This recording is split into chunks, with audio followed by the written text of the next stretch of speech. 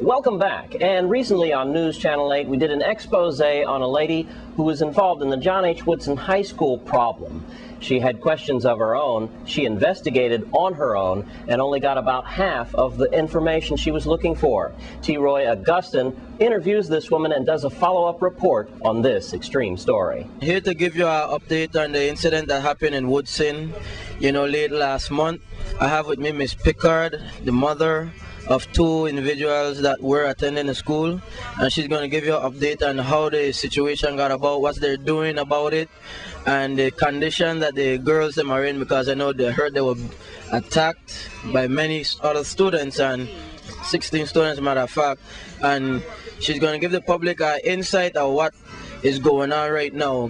She's a concerned parent, which I think everyone should be concerned about this incident since it's from a school environment. Ms. Picard?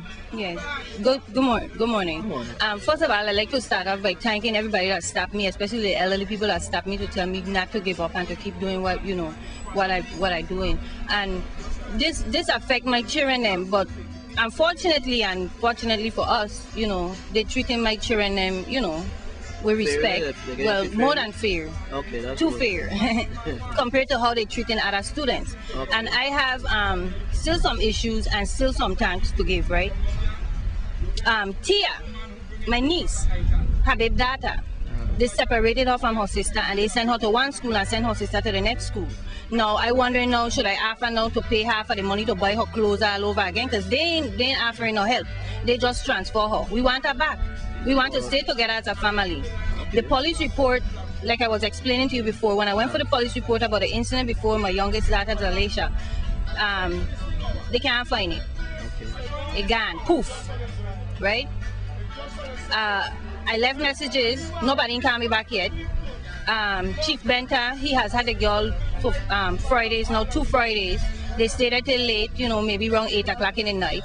They're making a lot of progress. The girls are talking, they're getting along and stuff. We plan to meet to one of the houses and, let them get together, because they should be friends. They should be friends, They should be friends. They have a situation in school where they're taking for granted a real situation that they need to take a handle on. You have children from different islands, parents, clashing, and they need to face it. It's a reality. You have the children of Santo Domingan descent, they hold one head. The children of Cushan descent, Cushan Porican descent. They're holding their own alliance then, that's what you're saying. Like, well, this side, that side, everybody got their own little they got 3 sides. They got 3 sides. Okay. 2 side clash this time, right? Okay. Nonetheless, they're talking now, right? So that is fine.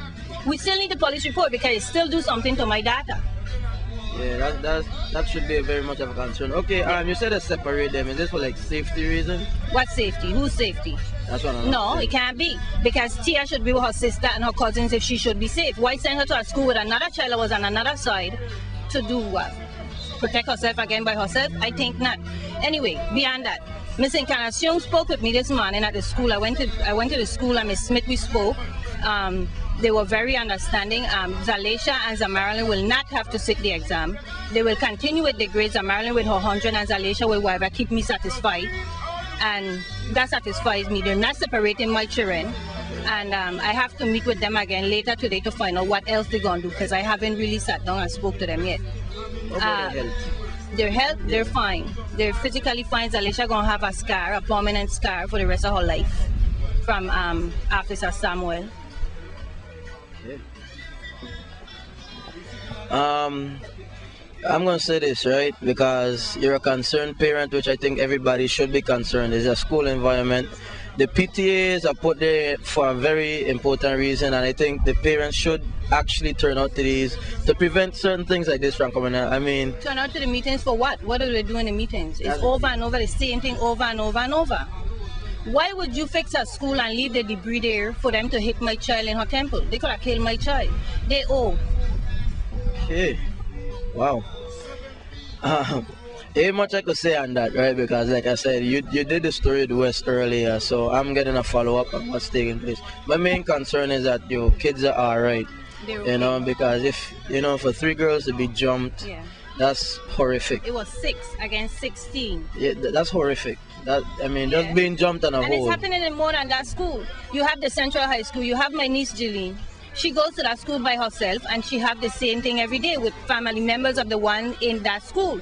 Then you have the school in West, at Richards. You have the same problem. You have children going to school every day. Lack of monitors? Lack of monitor, yeah. It's lack of monitors, but the monitors are responsible for the behaviors of the children. The parents have to take control of these children. That's a good point. You hear that? The parents. That's the only point. That's the only point. You know, when a child could be comforted and said, don't worry, mama. You know, don't worry, you're going to get your chance. Chance to do what? Chance to do what? The parents need to take control of the children. They need to take control of them. Because I going to look out for mine.